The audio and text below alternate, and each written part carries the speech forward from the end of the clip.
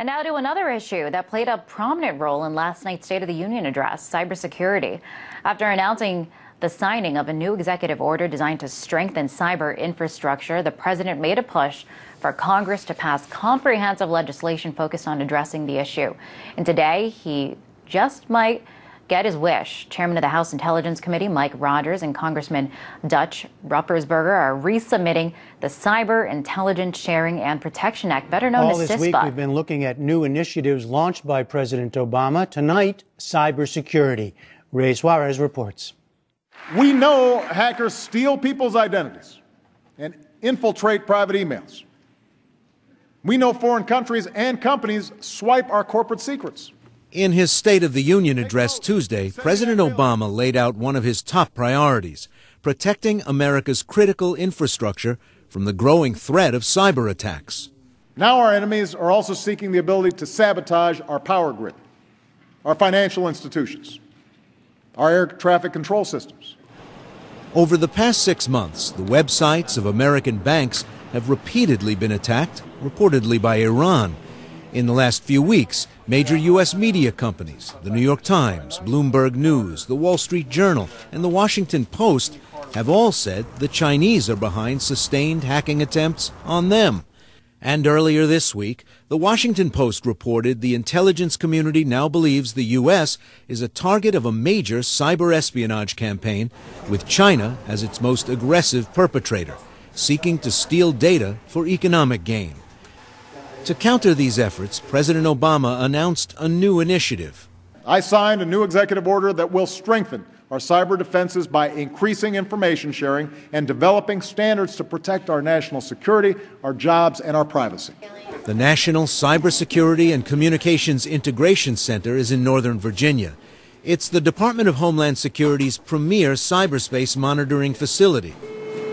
This command center receives information from companies like AT&T and Verizon and watches over the government's information networks. Lawrence Melvin, the center's director, says the president's order will make it easier to combat cyber threats. The attacks should be measured in seconds, not days. The attacks are ever-present and ongoing. And as I said, there's a variety of motivations: criminal, nation-state, malicious, humorous. The attacks are happening in seconds. The challenge is to be able to understand it all and to put the context to it and then being able to alert people and help them solve it. Yet even before President Obama officially announced his plan, opposition was mounting. In January, the U.S. Chamber of Commerce issued a statement saying it believes that executive action is unnecessary and opposes the expansion or creation of new regulatory regimes. The motion is not agreed to. And last August, Senate Republicans helped kill the most comprehensive cybersecurity bill to date, arguing it would have imposed too great a regulatory burden on business. But others have argued the executive order doesn't go far enough. Dmitry Alperovich is co-founder and CEO of CrowdStrike, a cybersecurity company. What we need is for the government to say, we're going to share information about attackers, that's good, but ultimately we're going to go after the attackers to stop them.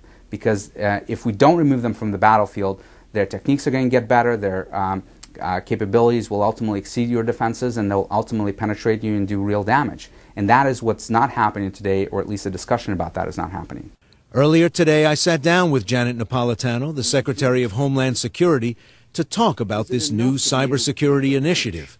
I began by asking her which countries are the biggest sources of cyber attacks. There are a number of countries that we see attacks emanating from, and again, they can be just individuals who are located in the country. But three that are, I think, are of special concern would be Iran, would be Russia, and China. Right now, there are private efforts, personal efforts, corporate efforts. There's all kinds of people trying to fend off these attacks. What's the right role of government, and what can government do that right now the private sector can't? Well, it's always been government's role to protect the security of the nation. And this is a security issue from our perspective. And it's a security issue of particular concern with respect to the nation's core critical infrastructure, the infrastructure everyone relies on. the energy sector, the telecommunications sector, the banking sector. So what we're going to do, and we've already actually started, we started well before the executive order actually was issued, is working with the private sector, determine how best to share information, because we can't help until we know that there's actually been an attempted intrusion or attack. So that information sharing piece is very important.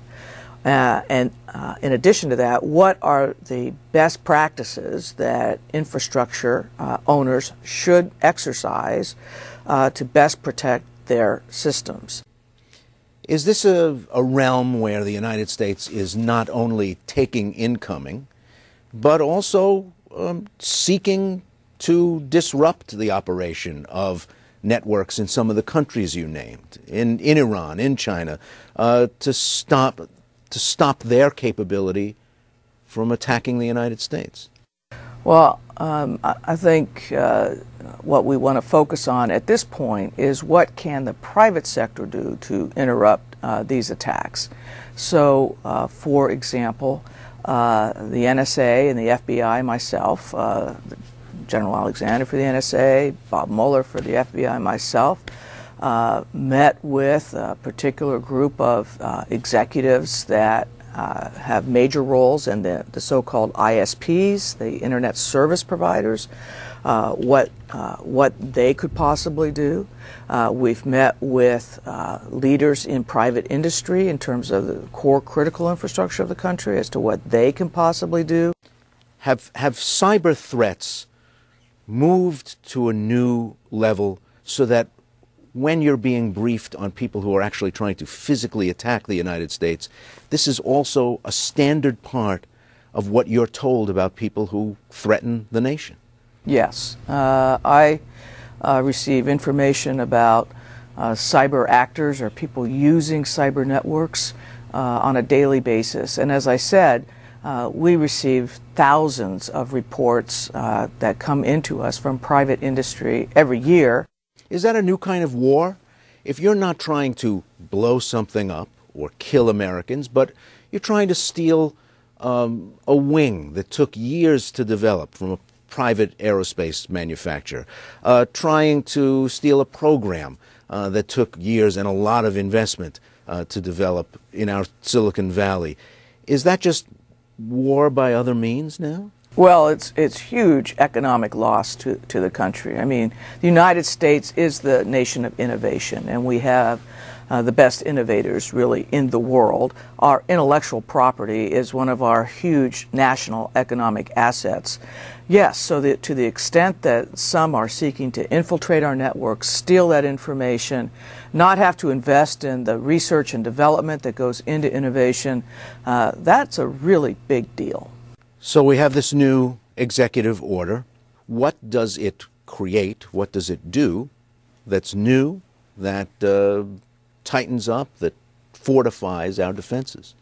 The executive order does several things. One, it increases, we hope, information sharing between the nation's private sector that controls critical infrastructure and those of us who have the duty to protect the nation. Second, it asks the Department of Homeland Security to denominate precisely what is the nation's core critical infrastructure, and working with NIST, which is a part of the Department of Commerce, and with the private sector to develop standards for that core critical infrastructure. So it's information sharing, and it's standard setting and exchange of best practices. There is a carve-out if a particular part of our industry already is regulated, and it's determined that those regulations are sufficient in the cybersecurity realm. We're not going to add a second set. So this is really designed to say, what's the nation's core critical infrastructure? Where is it adequately protected by existing regulation? Where is it not? What are the standards that should be applied there? And how do we get to those standards in a fairly short time frame? Secretary Napolitano, thanks a lot. Thank you very much. We have more coverage of the interview with Secretary Napolitano and recent large-scale cyber attacks. You'll find links in our Rundown news blog. Actual images of the CHAMP, or Counter Electronics High-Powered Microwave Advanced Missile Project. This animation shows a simulated weapon flying over selected targets, hitting them with high-power radio wave bursts and defeating their electrical and data systems without causing injury or collateral damage. But it was no simulation Tuesday over the Utah Test and Training Range, where Boeing and the U.S. Air Force Research Laboratory's Directed Energy Directorate successfully flew the first fully operational CHAMP weapon. We hit every target we wanted to. We prosecuted everyone. Today we made science fiction science fact. This video, recorded during an earlier test, shows what CHAMP is capable of. Watch the computer screens in this office as the directed energy hits the building.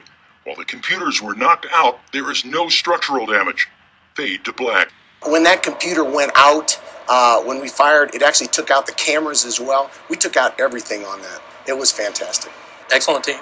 Like I said, the reason we are successful is due to the team and the team effort. A non-lethal weapon that can defeat targets without collateral damage is an idea that's been portrayed in television and film for decades. But this, says AFRL CHAMP lead test engineer Peter Finlay, is no movie. We're not quite up to the place where the Star Trek and Star Wars movies are, but this is definitely an advancement in technology to be able to give us an opportunity to do things that we couldn't do before. James Dodd, Vice President of Advanced Boeing Military Aircraft, says his team is focused on developing the innovation to protect U.S. troops. We know this has some capabilities and some impact. And so we're really trying to engage the customer and see if there's a way that we could actually get this fielded and implemented sooner than later. After its first flight, the CHAMP missile flew to an undisclosed location on the test range, and the flight was intentionally terminated. Boeing and AFRL teams are now analyzing the data and telemetry from this flight, which not only made history, but stands to change it as well.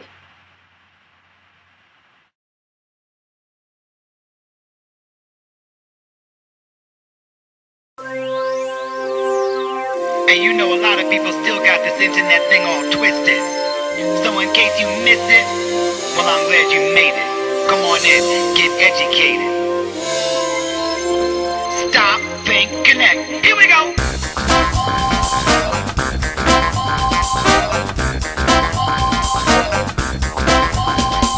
Stop. It's the very first thing to do before you do anything. Take a second look before you get hooked by the website worm on the end of the hook. Use that brain in your head. Don't talk to strangers even on the web. Don't walk with haters, cause hating is old. And all that glitters ain't cyber gold.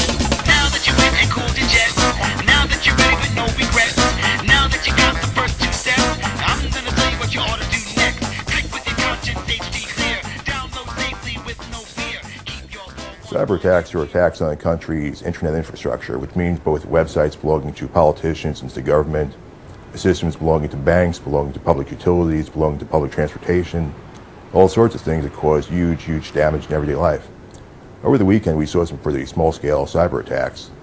The information about 5,000 Israeli politicians and officials, including their family members, were leaked to the public in English and Arabic across the web. And in addition, we saw some websites belonging to the Israeli military being taken down. But by and large, no big damage was done due to Israel's strong cyber defenses. Anonymous' biggest strength is that they have no central coordinating body. Anyone can join Anonymous. Anyone watching this could join Anonymous hypothetically. And the fact there is no leadership, that anyone can take on activities on behalf of Anonymous, makes them incredibly powerful. And I think the big fear is that huge powers such as the United States, China, and Russia are watching this conflict and wondering if Anonymous could go after them next. I feel the United States is prepared for a cyber war, but not as well as we need to be. We run real risks of having our banks taken down, of having electrical infrastructure that's connected to the internet, like many electrical grids are, shut down, dealing with issues of logistics, of airports not being able to operate, of airlines not being able to communicate with their pilots, with their ground crews. And we could see massive economic damage on a scale similar to Sandy as a result of cyber warfare inside the United States. There's been talk in the United States, especially in military think tank circles, of establishing a cyber draft where huge IT companies would be recruited to protect national infrastructure, the energy grid, Wall Street in times of war and in terms of cyber attacks during war. Greetings, world. We are Anonymous.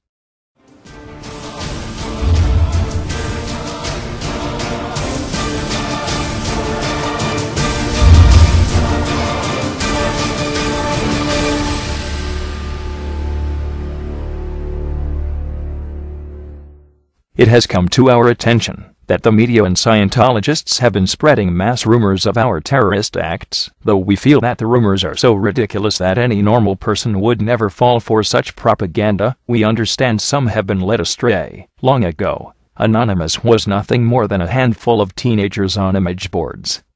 Over time, Anonymous grew and evolved into a much more powerful and logical entity. We are Legion. No one Anonymous speaks or acts for the whole. Anonymous functions as one mind and one body. While it is true that some Anonymous have acted out, they do not represent Anonymous as a whole. It is important to remember that when Anonymous acts, we act as one. We have no leaders or followers. We are a collection of individuals who move together for a common cause. Who is Anonymous? You are Anonymous. Your parents are Anonymous. Your brothers and sisters and friends are Anonymous. Doctors, students, priests, atheists, and stay-at-home mothers are Anonymous. Everyone who wishes to protect freedom and destroy oppression is Anonymous. Do not let those who wish to suppress truth taint your view of Anonymous. We are not terrorists, but are your greatest allies. We wish to liberate you from suppression and oppression, and no matter how many of us fall in battle, Anonymous cannot be defeated. We are Anonymous. We are Legion. We do not forgive. We do not forget. Expect us. Activist group Anonymous has identified the individual who bullied Amanda Todd initially. Now, this is the guy who convinced her to flash him through a webcam when she was in 7th grade. He was not a minor at the time, which makes him a pedophile.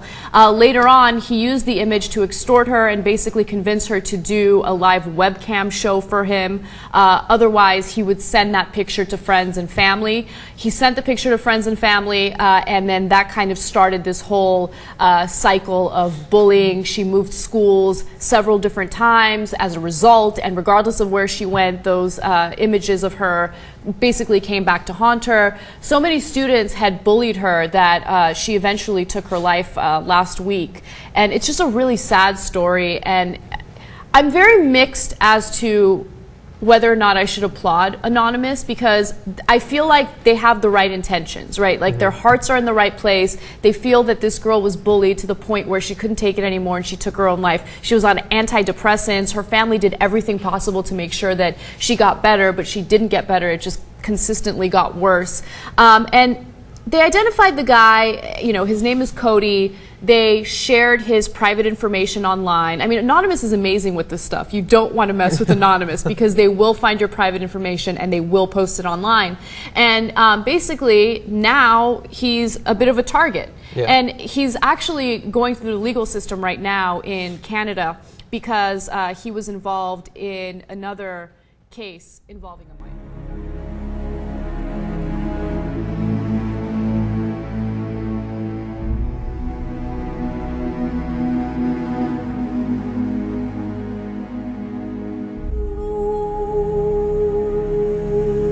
Greetings, citizens of the world. After a great deal of consideration, several anons have agreed to the creation of this video. For everyone's safety, no channels or usernames will be listed. Please understand this video would only be made if there was credible evidence to believe people may be in imminent danger. The following is an important warning to all anons, and to those who seek to end corruption. Multiple anons have reported being kidnapped by mysterious men in suits after speaking out against the Illuminati. The original Illuminati were a secret organization founded by Adam Weishaupt on May 1, 1776 in Bavaria, Germany. Adam Weishaupt had an idea of using re-education to unite humanity under a new world order, free of both government and religion. The Illuminati infiltrated both the governments and other secret organizations of the time. The Illuminati was disbanded in 1785 after the society was banned by the Bavarian government. At least a few of these anons are well trusted. Their claims and eyewitness accounts of their separate encounters match up.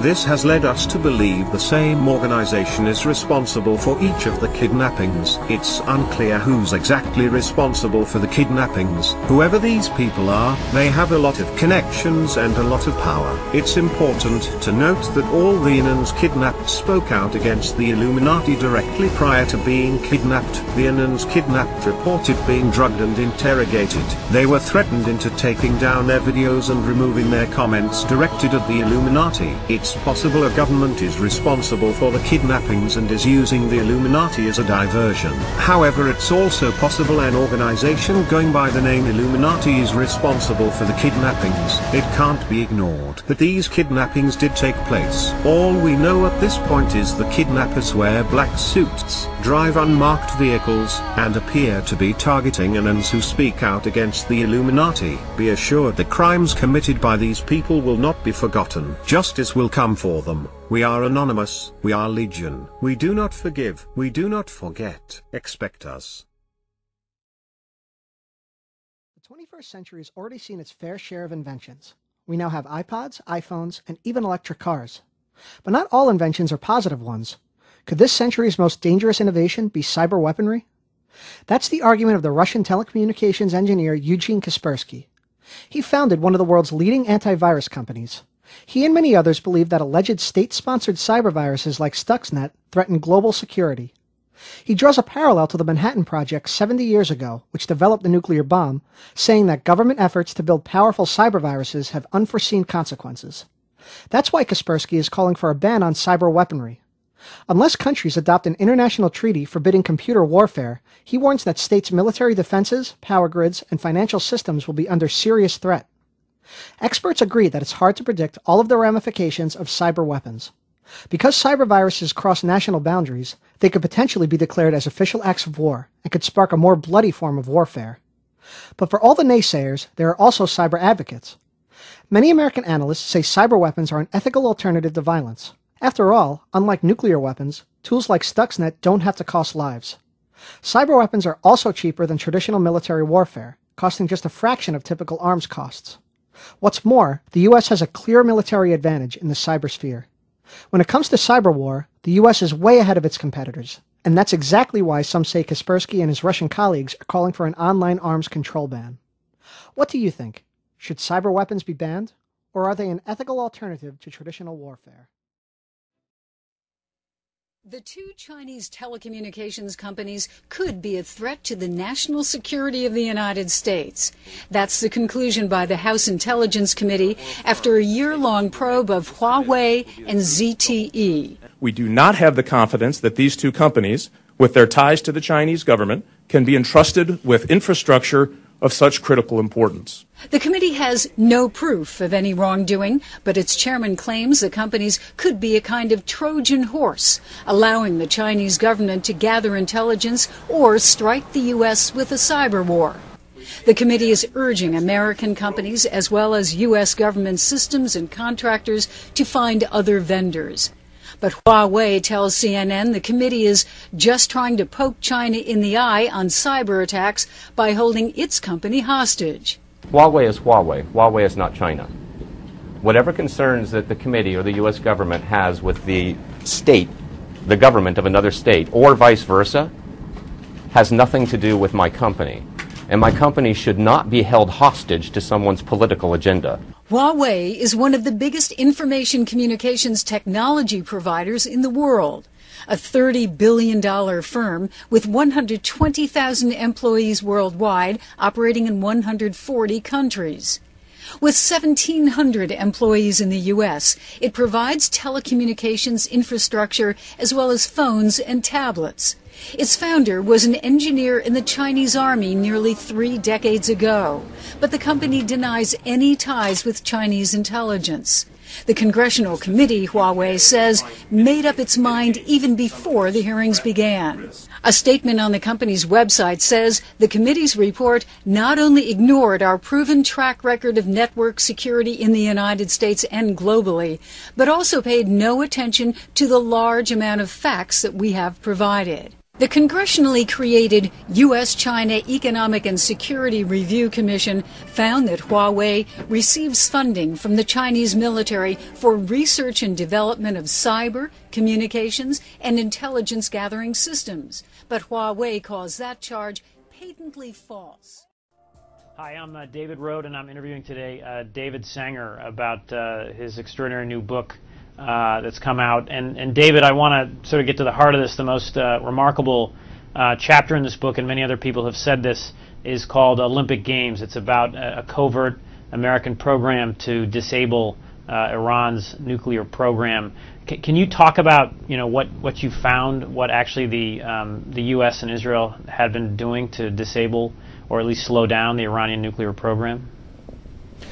Well, David, for years, for several years, the United States and Israel have run a program which became public in 2010 with the discovery of the Stuxnet virus. And this was a virus that was intended to go in and disable the centrifuges at the Natanz Enrichment Center.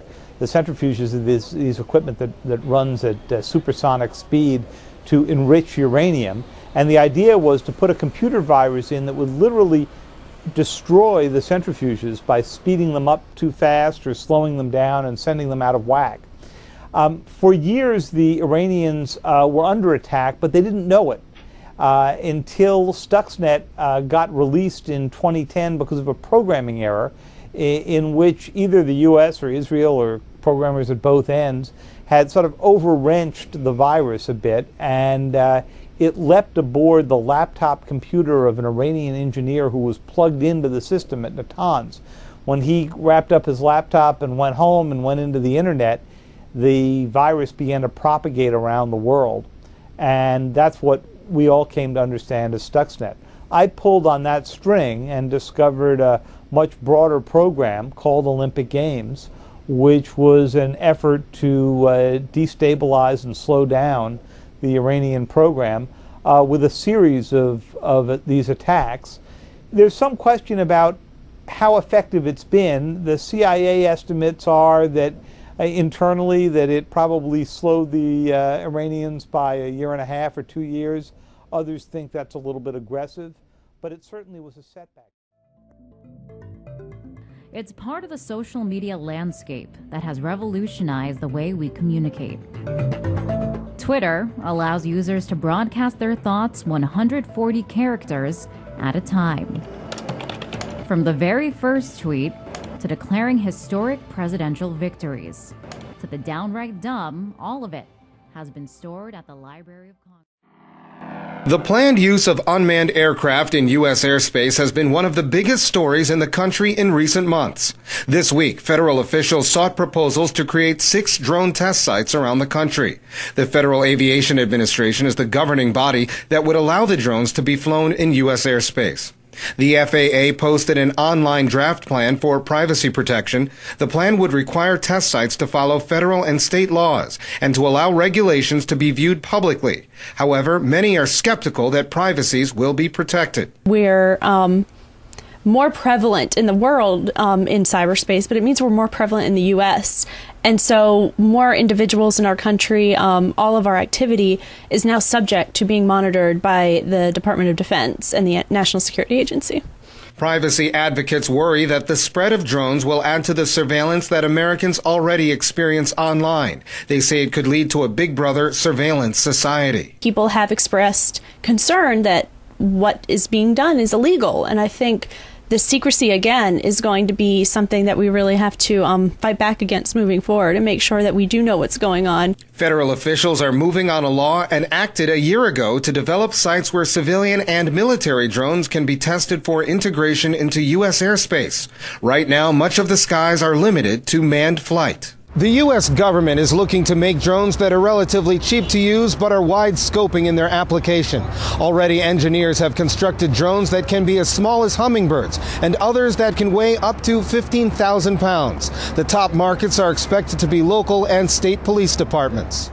But in this evolving cyber age, there are fears that the digital link between the operator and the drone would be hacked or broken, which could endanger the public. Yet still the interest to use drones increases, worrying even national security experts.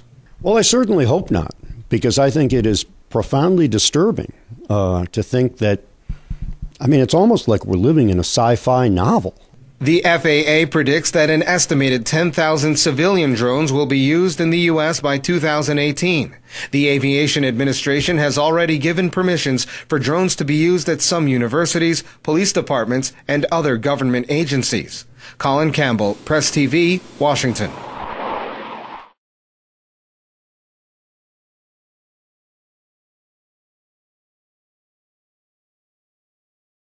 Why did the United States attack Libya, Iraq, Afghanistan, and Yemen?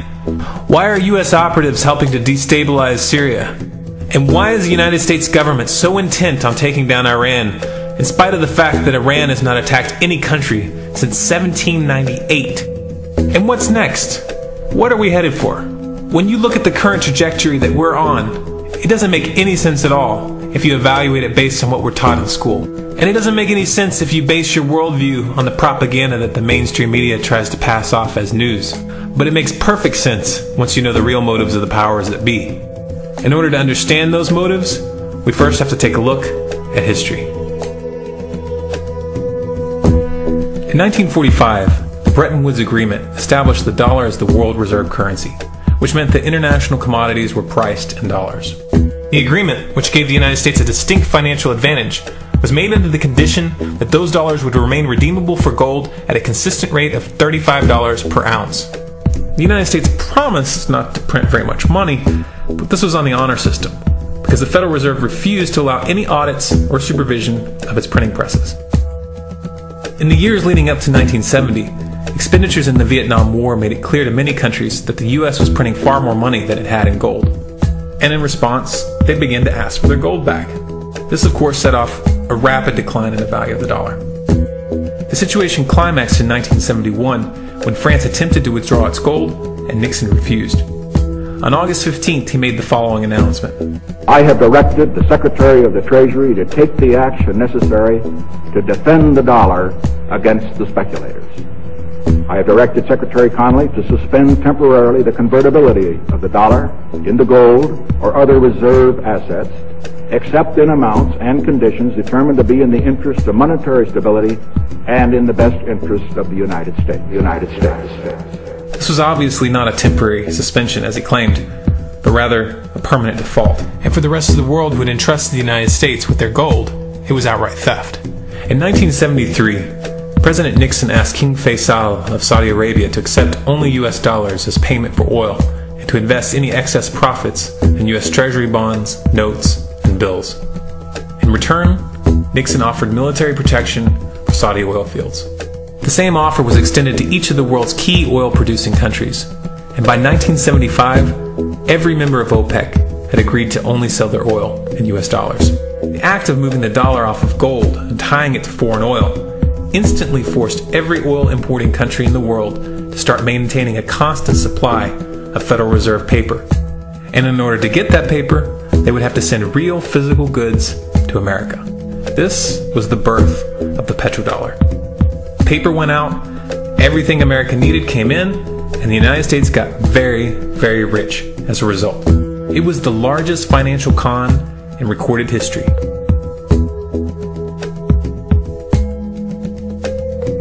The arms race of the Cold War was a game of poker. Military expenditures were the chips, and the U.S. had an endless supply of chips. With the petrodollar under its belt, it was able to raise the stakes higher and higher, outspending every other country on the planet, until eventually U.S. military expenditures surpassed that of all other nations in the world combined. The Soviet Union never had a chance. The collapse of the communist bloc in 1991 removed the last counterbalance to American military might. The United States was now an undisputed superpower with no rival. Many hoped that this would mark the beginning of a new era of peace and stability. Unfortunately, there were those in high places who had other ideas. Within that same year, the U.S. invaded Iraq in the first Gulf War. And after crushing the Iraqi military, and destroying their infrastructure, including water purification plants and hospitals. Crippling sanctions were imposed which prevented that infrastructure from being rebuilt. These sanctions, which were initiated by Bush Sr. and sustained throughout the entire Clinton administration, lasted for over a decade and were estimated to have killed over 500,000 children. The Clinton administration was fully aware of these figures. We have heard that 500,000 children have died. I mean, that's more children than died in Hiroshima. And you know, is the price worth it? I think this is a very hard choice, but we think the price is worth it. Miss Albright, what exactly was it that was worth killing 500,000 kids for? In November of 2000, Iraq began selling its oil exclusively in euros. This was a direct attack on the dollar and on U.S. financial dominance, and it wasn't going to be tolerated. In response, the U.S. government, with the assistance of the mainstream media, began to build up a massive propaganda campaign claiming that Iraq had weapons of mass destruction and was planning to use them. In 2003, the U.S. invaded, and once they had control of the country, oil sales were immediately switched back to dollars. This is particularly notable due to the fact that switching back to the dollar meant a 15 to 20% loss in revenue due to the euro's higher value. It doesn't make any sense at all unless you take the petrodollar into account. So I came back to see him a few weeks later, and by that time we were bombing in Afghanistan. I said, "Are we still going to war with Iraq?" And he said, "Oh, it's worse than that." He said, he reached over on his desk, he picked up a piece of paper, he said, I just got this down from upstairs, meaning the Secretary of Defense's office today, and he said, this is a memo that describes how we're going to take out 7 countries in 5 years, starting with Iraq and then Syria, Lebanon, Libya, Somalia, Sudan, and finishing off Iran. Let's take a look at the events of the past decade and see if you see a pattern. In Libya, Gaddafi was in the process of organizing a bloc of African countries to create a gold-based currency called the dinar, which they intended to use to replace the dollar in that region. U.S. and NATO forces helped destabilize and topple the Libyan government in 2011, and after taking control of the region, U.S. armed rebels executed Gaddafi in cold blood and immediately set up the Libyan Central Bank. Iran has been actively campaigning to pull oil sales off of the dollar for some time now, and it has recently secured agreements to begin trading its oil in exchange for gold. In response, the U.S. government, with mainstream media assistance, has been attempting to build international support for military strikes on the pretext of preventing Iran from building a nuclear weapon. In the meantime, they established sanctions which U.S. officials openly admit are aimed at causing a collapse of the Iranian economy. Syria is Iran's closest ally, and they are bound by mutual defense agreements. The country is currently in the process of being destabilized with covert assistance from NATO, and though Russia and China have warned the United States not to get involved, the White House has made statements within the past month indicating that they are considering military intervention. It should be clear that military intervention in Syria and Iran isn't being considered. It's a foregone conclusion, just as it was in Iraq and Libya. The U.S. is actively working to create the context which gives them the diplomatic cover to do what they already have planned. The motive for these invasions and covert actions becomes clear when we look at them in their full context and connect the dots. Those who control the United States understand that even if a few countries begin to sell their oil in another currency, it will set off a chain reaction and the dollar will collapse. They understand that there is absolutely nothing else holding up the value of the dollar at this point, and so does the rest of the world.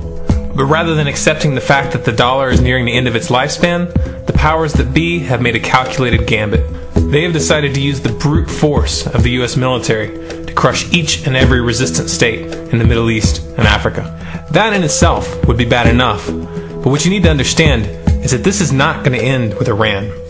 China and Russia have stated publicly and on no uncertain terms that they will not tolerate an attack on Iran or Syria.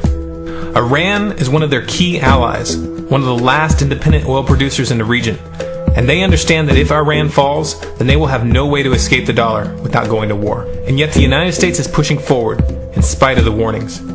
What we are witnessing here is a trajectory that leads straight to the unthinkable. It's a trajectory that was mapped out years ago in full awareness of the human consequences.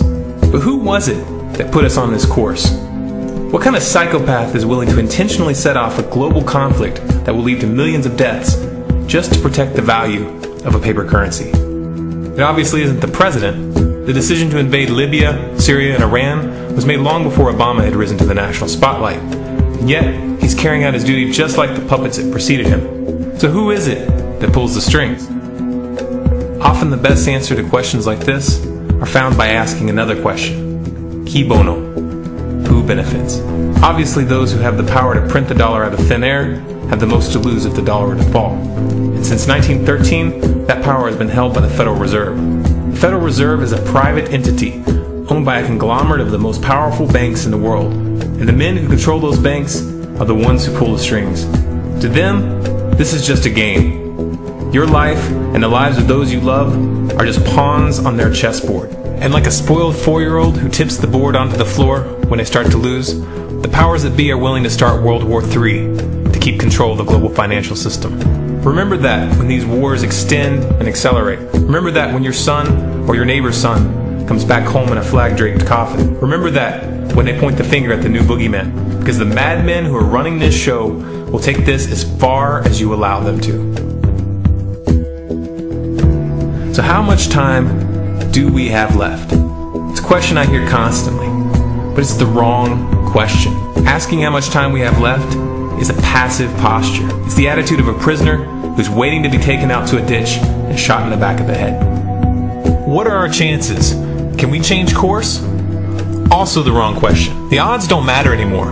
If you understand what we're facing, then you have a moral responsibility to do everything in your power to alter the course that we're on, regardless of the odds. It's only when you stop basing your involvement on the chances of success that success actually becomes possible. To strip the ill-begotten power from the financial elites and to bring these criminal cartels to justice will require nothing less than a revolution. The government is not going to save us. The government is completely infiltrated and corrupt to the core. Looking to them for a solution at this point is utterly naive. There are 3 stages of revolution, and they are sequential. Stage 1 is already underway. Stage 1 is the ideological resistance. In this stage, we have to actively work to wake up as many people as possible about what is happening and the direction we're headed. All revolutions originate from a shift in the mindset of the population, and no other meaningful resistance is possible without it. Success in this stage of the game can be measured by the contagion of ideas. When an idea reaches critical mass, it begins to spread on its own and seeps into all levels of society. In order to achieve that contagion, we need more people in this fight. We need more people speaking out, making videos, writing articles, getting this information onto the national and international stage. And we especially need to reach the police and the military. Stage 2 is civil disobedience, also known as nonviolent resistance. In this stage, you put your money where your mouth is, or more accurately, you withhold your money and your obedience from the government, and you do everything in your power to bring the gears of the state to a halt. Practiced in mass, this method alone is often enough to bring a regime to its knees. However, if you fail at this stage, Stage 3 is inevitable. Stage 3 is direct physical resistance. Direct physical resistance is the last resort, and it should be avoided and delayed as long as possible, and it should only be invoked after all other options have been thoroughly exhausted. There are those who talk tough and claim that they will resist when the time comes, but what those people fail to realize is that if you are inactive during the first 2 stages and save your efforts for the last resistance, then you will fail. When the Nazis were moving door to door, dragging people out of their homes in Germany, that was the time to fight back physically. But due to the lack of ideological resistance and civil disobedience leading up to that moment, even an armed uprising would have likely failed at that point. An armed uprising can only succeed if the people have established an attitude of active resistance. And active resistance is only possible after their minds have broken free from the mainstream propaganda. If you want to fight back, it's now or never. You're not going to get another chance, and the stakes are far higher than they were in Nazi Germany.